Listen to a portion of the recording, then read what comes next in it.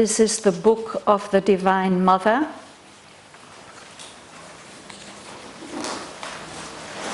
And in the previous canto, Canto 2, the adoration of the Divine Mother,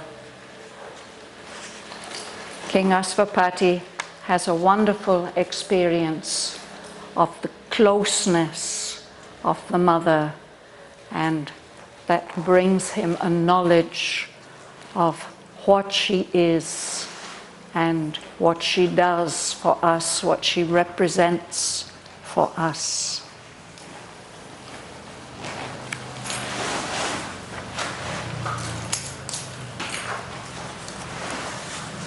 The last line, or the last sentence of the previous canto: only he yearned to call forever down her healing touch of love and truth and joy into the darkness of the suffering world. His soul was freed and given to her alone.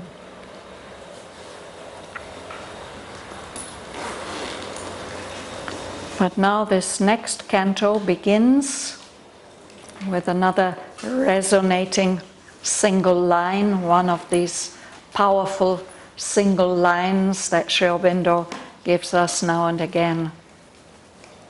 A mightier task remained than all he had done. We might think that meeting the Mother is the culmination of his yoga, but he realizes that even more is in front of him than what he has already achieved. So I will read about a page and a half, and then we'll go back to the beginning and look at each sentence in detail.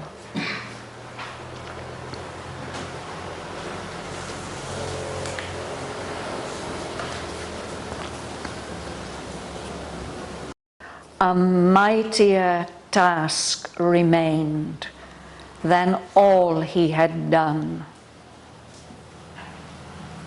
To that he turned, from which all being comes, a sign attending from the secrecy which knows the truth ungrasped behind our thoughts and guards the world with its all-seeing gaze.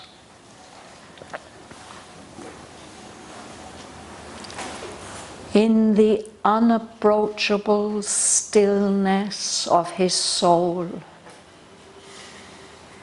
intense, one-pointed, monumental, lone, patient he sat, like an incarnate hope, motionless on a pedestal of prayer.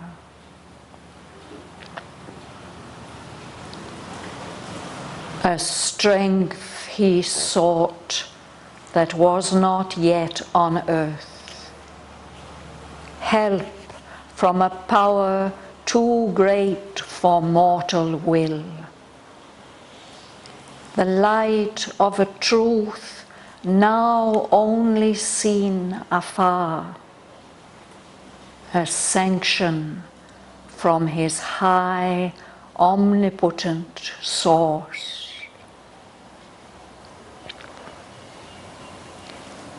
But from the appalling heights there stooped no voice. The timeless lids were closed, no opening came. A neutral, helpless void oppressed the years. In the texture of our bound humanity, he felt the stark resistance, huge and dumb, of our inconscient and unseeing base. The stubborn, mute rejection in life's depths. The ignorant no in the origin of things.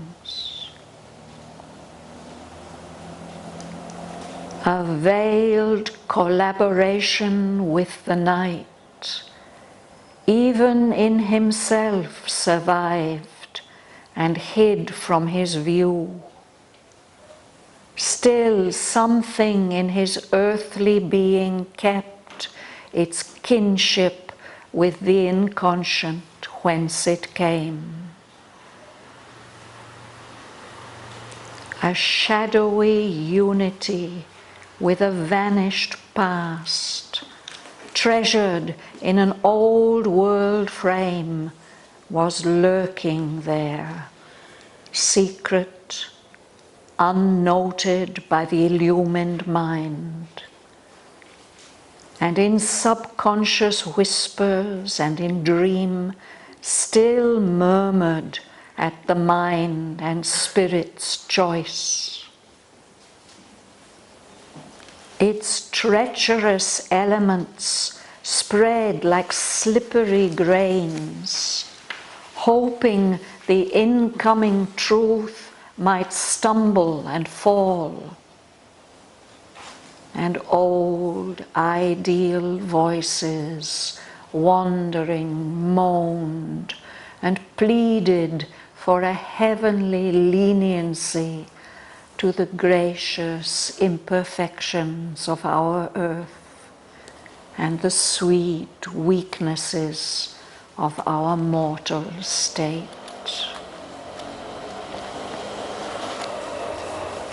This now he willed to discover and exile, the element in him betraying God.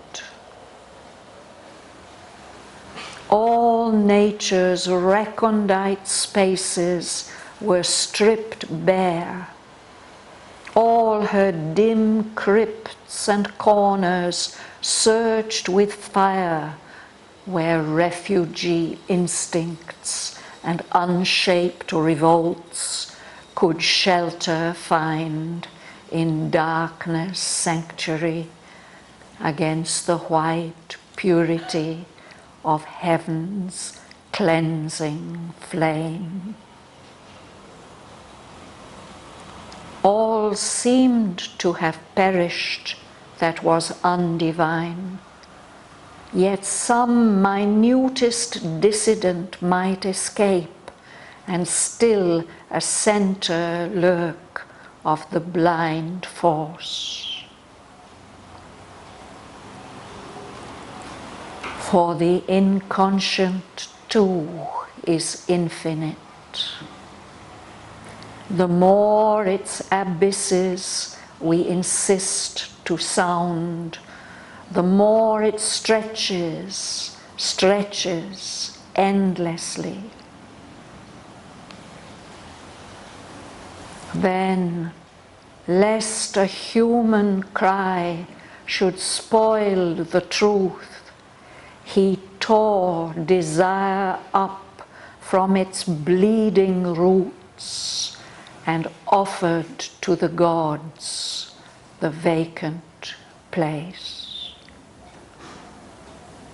Thus could he bear the touch immaculate.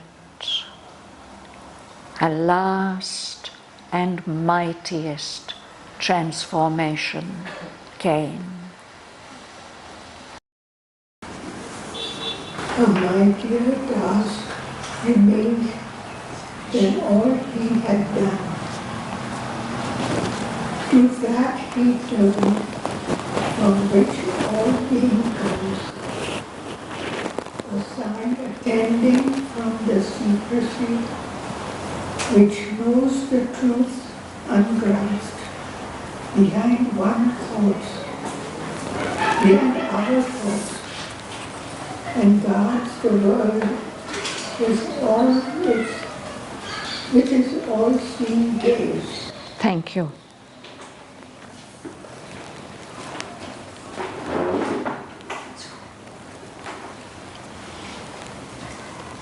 So a mightier task, a much bigger task remained, was still there than all he had done.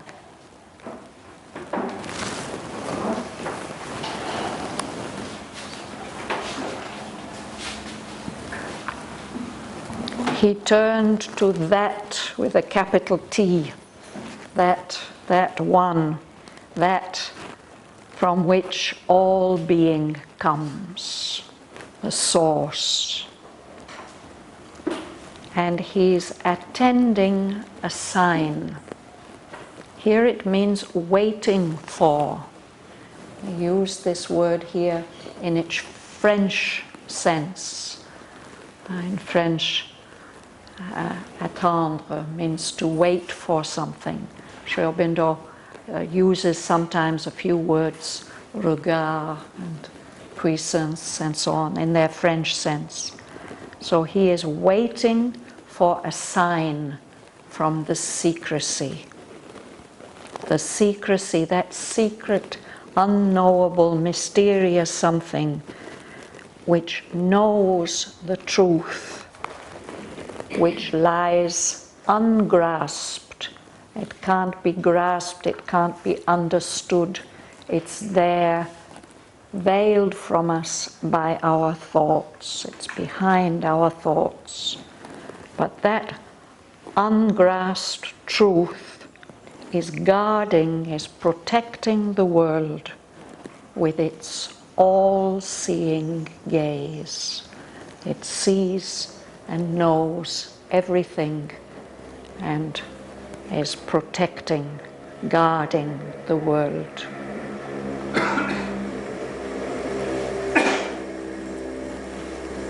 Denny? In the unapproachable stillness of the soul, intense, one-pointed, monumental, lone, patient he sat like an incarnate hope, motionless on a pedestal of prayer. Such a wonderful picture, isn't it?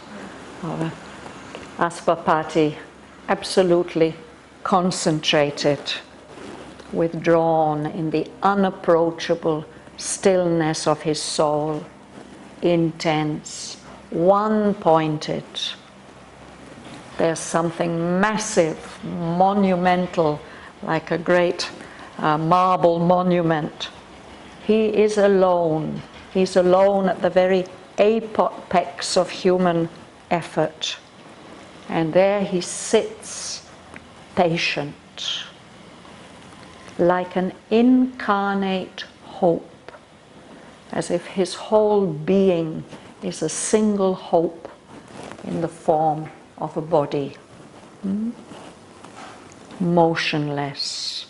He's unmoving, absolutely concentrated, one-pointed, as if based on this pedestal which is made for prayer. A pedestal is the base of a statue. So there's something monumental about him there on this base of prayer. James?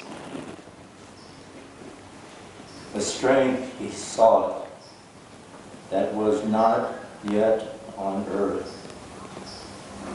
Help from a power too great for mortal will.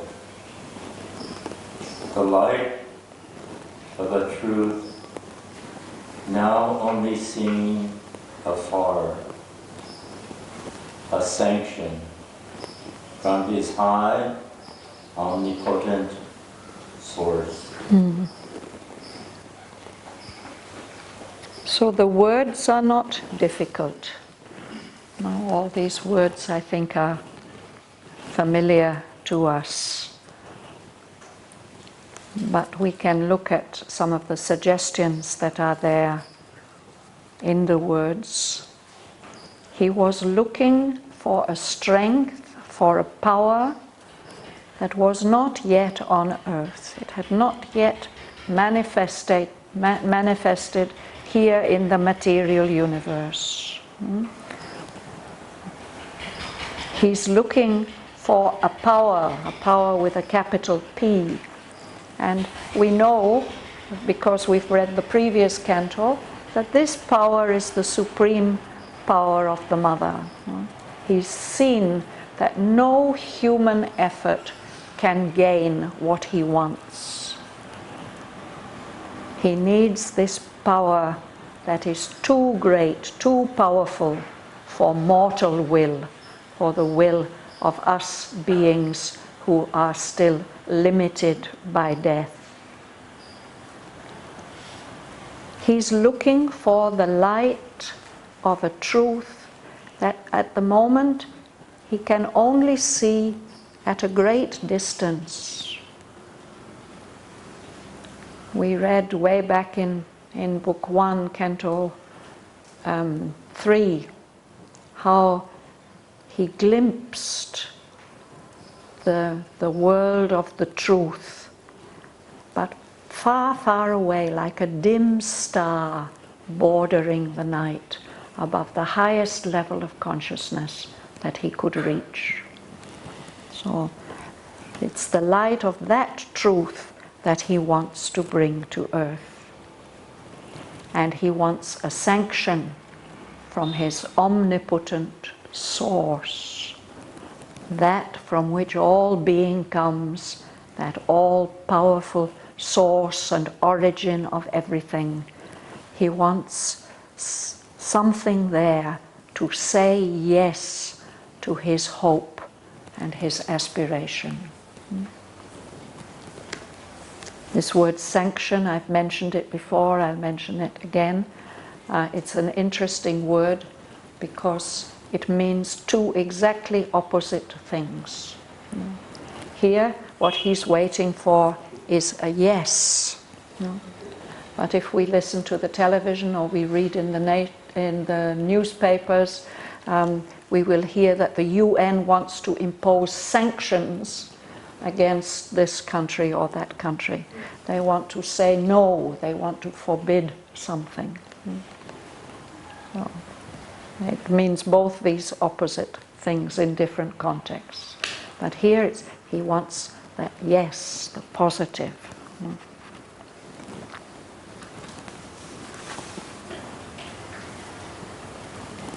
Yes, please. But from the appalling heights there stooped no voice. The timeless lids were closed. No opening came. A neutral, helpless void oppressed the years. Thank you. So again, he's in this state which obviously comes from time to time in the spiritual life, of being there, waiting, aspiring, having a clear vision of what he wants. But there seems to come no response from those heights above him.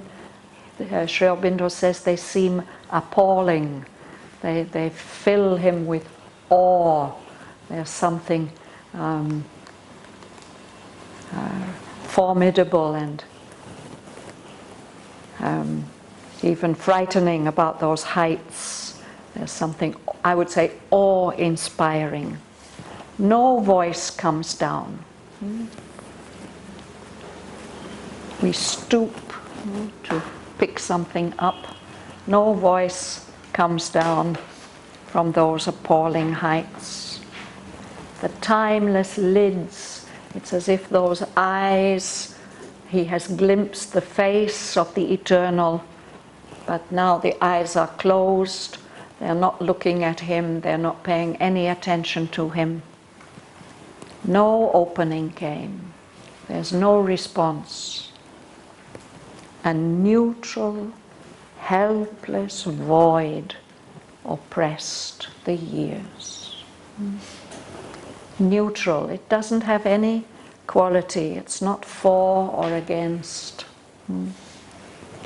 And it's qualityless.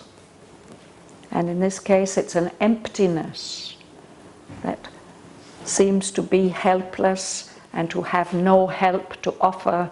It doesn't seem to receive any help. This is oppressing. It's like a weight that is being carried by time. This lack of change, of things remaining as they are. In the texture of our born humanity, he felt the stark resistance, use and doubt of our inconscient and unseeing ways, the stubborn mute rejection in life's depths, the ignorant no in the origin of things. Yes. So when he looks to see why it is like that, why is nothing changing, why is no response coming, he feels that in this humanity which he is representing, which is bound, it's not free, no? In its very texture, in its substance, there is a resistance. There's something that's saying no, in a very absolute way, a stark resistance, huge, dumb resistance. This is the resistance of our base. We have evolved up from the inconscient, and there's this unseeing, unconscious basis which we are carrying with us all the time in the texture of our humanity. And that doesn't want to change. That's how the poem starts, no? That there's the mind of night refusing. It doesn't want to wake up. It doesn't want the light to come. So this is an expression of that. He's seeing that there he is, he's done so much in consciousness, but still there's something that is resisting and refusing. The stubborn, mute rejection. It's saying, no, I don't want. It doesn't put it in words, it just refuses. And it goes on refusing, something that's stubborn. It's something that won't change. No? This is in the very depths of life. It's even deeper than that. It's the ignorant no in the origin of things. The very opposite of the yes. The thing that says no.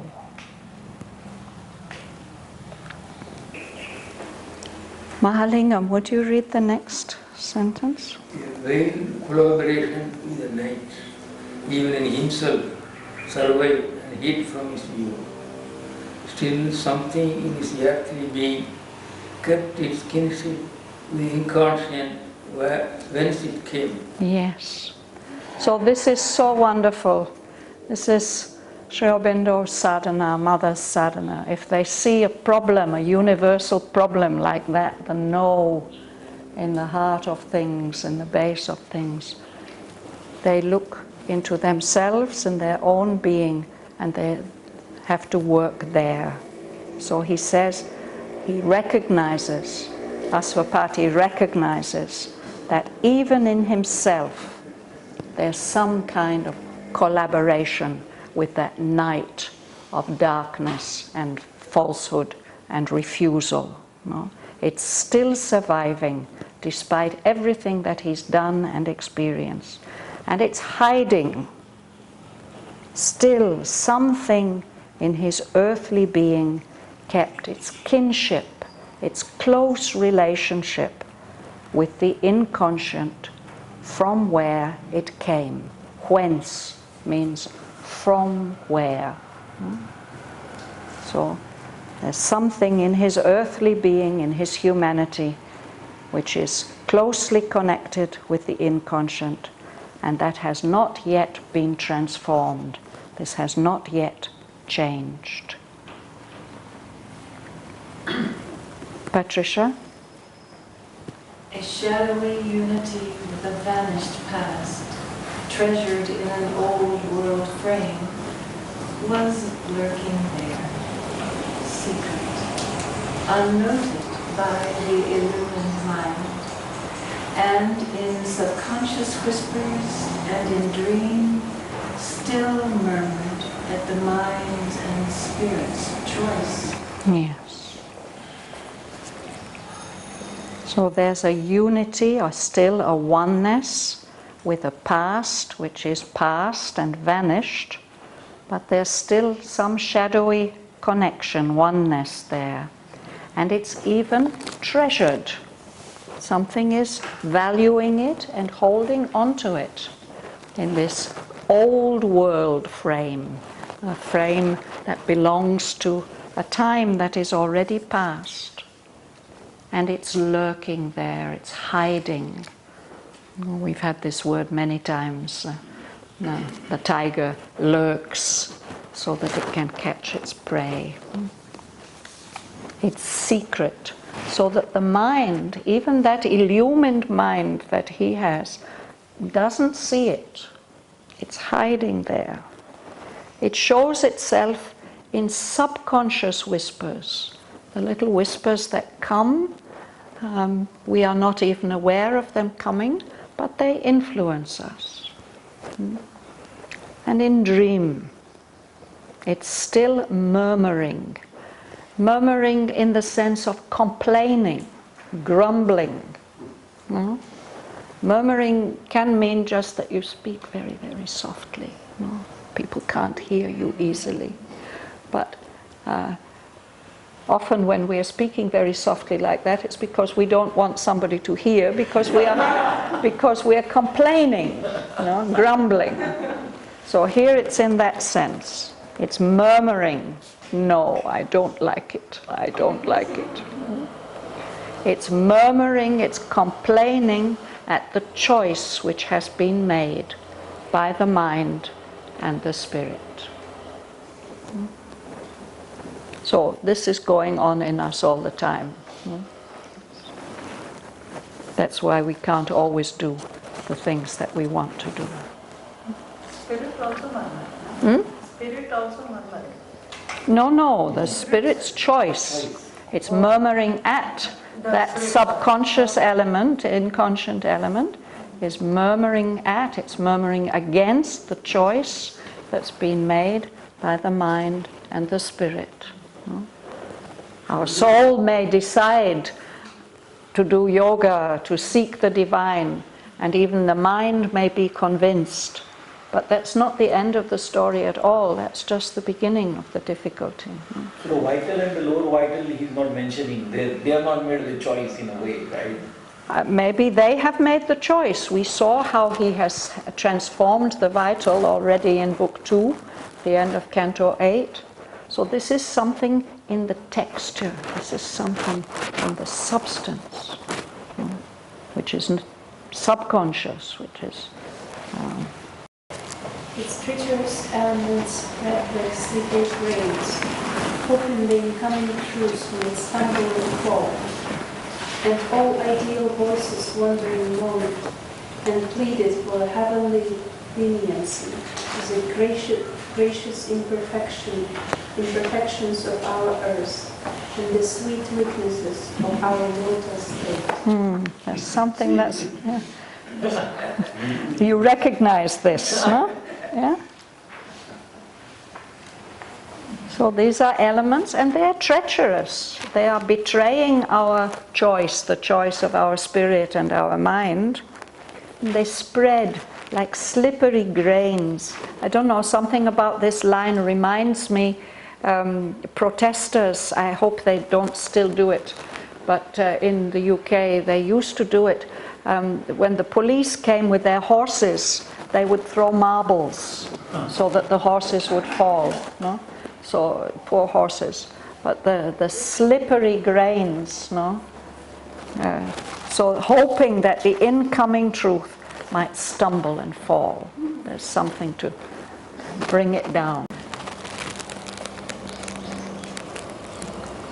And these old ideal voices, we're familiar with them. No, they're attached to an old ideal, perhaps an old ideal kind of love, or an idea of what spirituality is, or what is good and what is not good. No, these are old things. They're wandering and they're moaning, they're groaning and complaining, and they are pleading, they're begging for a heavenly leniency. They want the divine to be gentle to them and allow them, no? To allow these gracious imperfections of our earth. Yeah. We're so attached to them. We cherish it so much. We cherish it so much. These sweet weaknesses of our mortal state. Yeah.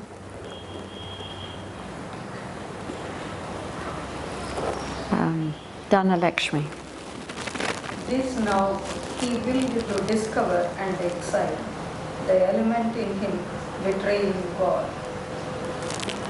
All nature's recondite spaces were stripped back, all her dim crypts and corners searched with fire, where refugee instincts and unshaped riddles could shelter, find in darkness sanctuary, against the white purity of heaven's cleansing flame. Yes. So this is what the sadhak has to do, no? If he becomes aware of some treacherous element there, then it's no use just aspiration and surrender. That aspiration and surrender has to get expressed in active rejection, no? And we have to find those elements. He willed to discover what it is that's holding back, what's resisting, and he wants to exile it, to send it out of his being.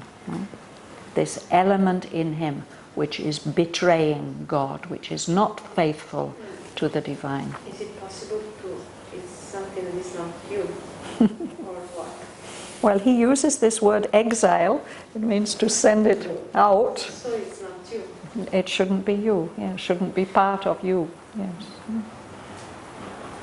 So in order to discover it and exile it, he strips bare all those recondite, it means hidden, complicated spaces that are there in the depths. No? He just strips them bare. It's like cleaning out your storeroom. No? Better take everything out into the sunlight and clean it all out, and then you'll find what is useful and you can put back again. Yeah. This is a description of a very advanced stage. That is something that we can take. We can do in a small way at our own level, whenever we become aware of something that's betraying our aspiration. No? And it's often quite painful. No? So he searches all the dim crypts, the deep places where there's no lights, the corners. He searches with fire, because it's fire which is purifying, and it's fire which is the expression of the will and the aspiration. And so, as if he has a flamethrower, he's going there and searching all those places where these instincts, they are natural to us in a way, they belong to our evolutionary past, but now they're refugees, they have to go. And unshaped revolts. There are things that are resisting, that are refusing to obey. They do it without expressing themselves in a secret kind of unshaped way, so they are difficult to recognize. He wants to make sure that they cannot stay there, that they couldn't find shelter in darkness, sanctuary. This word sanctuary, it's the sacred place at the center of a temple or a church. And I don't know how it is in the East, but in the West, if you were a fugitive, if you were a criminal, or if you knew that people were after you, you could take sanctuary in the church. You could go and hold on to the altar, and then nobody was supposed to touch you. Didn't always work, but anyway, it was supposed to be. So sanctuary, it means sacred, but it also means safe. It's a safe place. Bird sanctuary. The bird sanctuary, exactly, yes, a place where the birds are not supposed to be hunted. So they take refuge in that sanctuary of darkness where we don't see them, we don't know that they're there. But now he's lighting all that up. He doesn't want them to be able to hide from the white purity of heaven's cleansing flame. That flame that demands purity. This is a Vedic image, no, in a way. Vedic image, because fire and being taken into the caves of the Pani and... That's true that this image is used in the Vedas, but it's a kind of universal image. No, fire is always purifying. Yeah? And I think particularly in Savitri, Sri Aurobindo uses Vedic imagery, but out of the whole mass of Vedic imagery, he uses those symbols that are most universal, and you don't have to be a Vedic scholar to understand it. It's self-explanatory.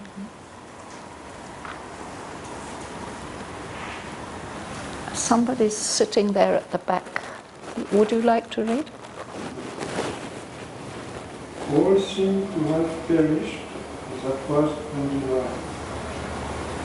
Yet some minutest dissident might escape, and still the center of the blind force. Yes. So he felt that he is pure. It seems to be that everything that's undivine, contrary to the divine, is dead, it's perished, it's not there anymore. And yet he thinks some most minutest, the tiniest little dissident. A dissident is somebody who doesn't agree. No? He might have escaped from that search, and then it would still be a center of the blind force, of the inconscient. It would be representing, and it would be spreading that blind force. So that minutest dissident has no chance, it has to be found. But this is a very difficult task. Linda. For the inconscient to is infinite. The more its abysses we insist to sound, the more it stretches endlessly. Yes. So we were reading about this in the Life Divine recently, that the inconscient is like an inverse reproduction of the superconscient. It too is infinite and holds infinite potential.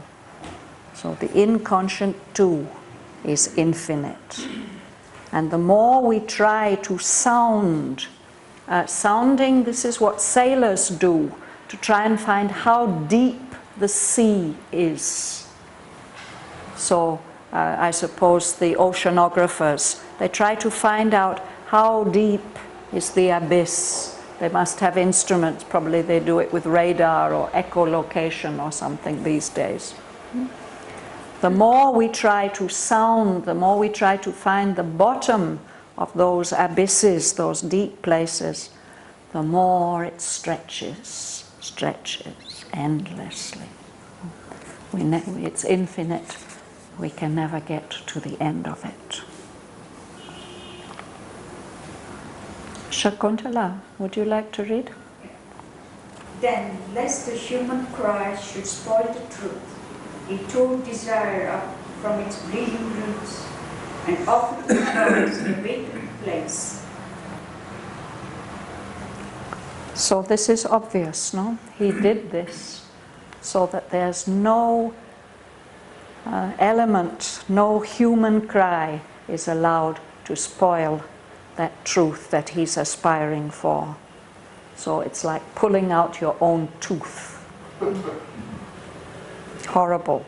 Tore desire up. Or perhaps it's even more complicated than that. It's something that's deeper rooted even than a tooth. Tore it up from its bleeding roots. So this can be a very painful process. And offered to the gods the vacant place. So last two lines, Joel, would you read it? Thus could he bear the touch immaculate.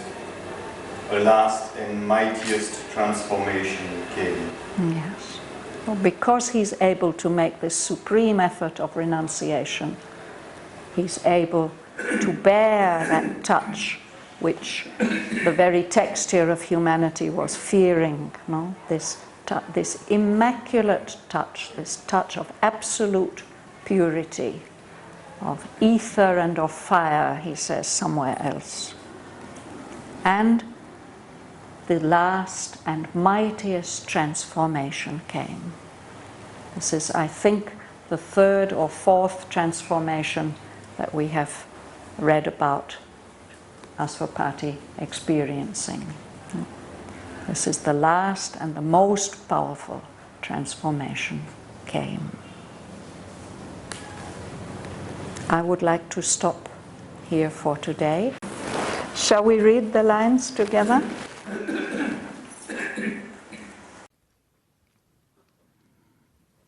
A mightier task remained than all he had done. To that he turned, from which all being comes, a sign attending from the secrecy which knows the truth ungrasped behind our thoughts, and guards the world with its all-seeing gaze. In the unapproachable stillness of his soul, intense, one-pointed, monumental, lone, patient he sat like an incarnate hope, motionless on a pedestal of prayer.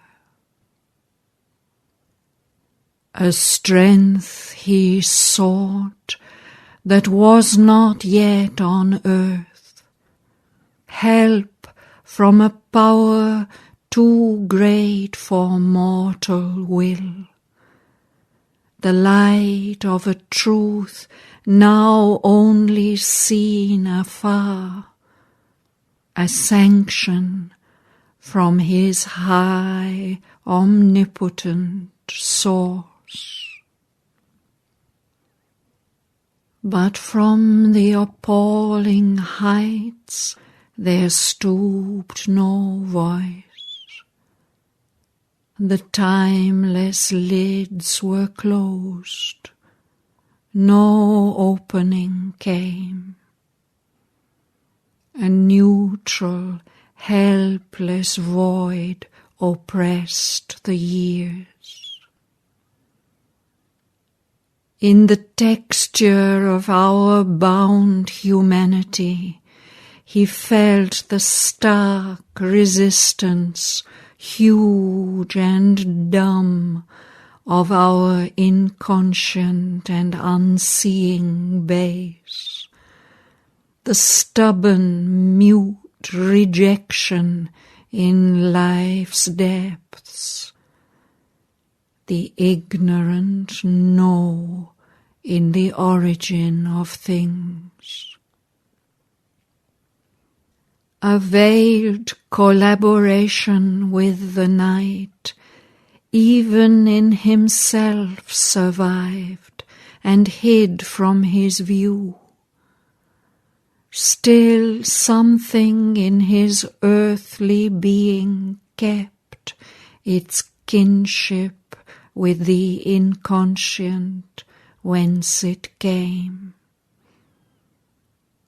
a shadowy unity with a vanished past, treasured in an old world frame, was lurking there, secret, unnoted by the illumined mind. And in subconscious whispers and in dream still murmured at the mind's and spirit's choice. Its treacherous elements spread like slippery grains, hoping the incoming truth might stumble and fall. And old ideal voices wandering moaned and pleaded for a heavenly leniency to the gracious imperfections of our earth and the sweet weaknesses of our mortal state. This now he willed to discover and exile, the element in him betraying God. All nature's recondite spaces were stripped bare, all her dim crypts and corners searched with fire, where refugee instincts and unshaped revolts could shelter find in darkness sanctuary against the white purity of heaven's cleansing flame. All seemed to have perished that was undivine. Yet some minutest dissident might escape, and still a centre lurk of the blind force. For the inconscient too is infinite. The more its abysses we insist to sound, the more it stretches endlessly. Then, lest a human cry should spoil the truth, he tore desire up from its bleeding roots and offered to the gods the vacant place. Thus could he bear the touch immaculate. A last and mightiest transformation came.